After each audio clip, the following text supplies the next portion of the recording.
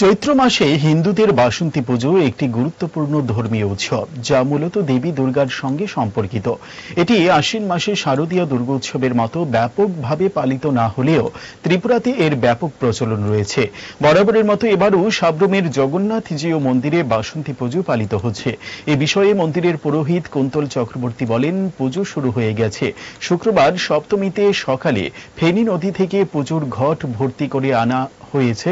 নিয়ম মেনেই চলছে সবকিছু। বলছি যে আজকে সন্ধ্যায় মহাষষ্ঠী পূজা এবং মহাষষ্ঠী পূজার মাধ্যম দিয়ে অধিবাস ক্রিয়া সম্পূর্ণ করে সপ্তমী তিথিতে দেবীর ঘট স্থাপন হবে। কাল সকাল 7:45 নাগাদ নবপত্রিকা স্থাপন এবং ভগবতীর প্রাণ প্রতিষ্ঠার বিনিময় মাধ্যম শুরু। এবারে মোট কদিন অনুষ্ঠান? এবারে মোট 7 তারিখ অর্থাৎ সোমবার দশমী এবং 5 তারিখ মহাষ্টমী তিথি। মহাষ্টমী তিথিতে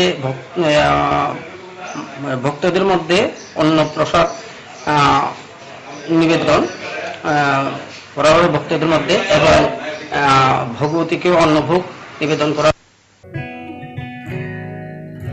জুড়ে থাকে বাঁধন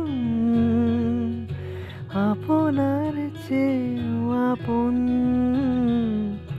জুড়ে থাকে বাঁধন আপনার চেয়েও আপন, আপনার চেয়েও আপন। স্বর্ণ কমল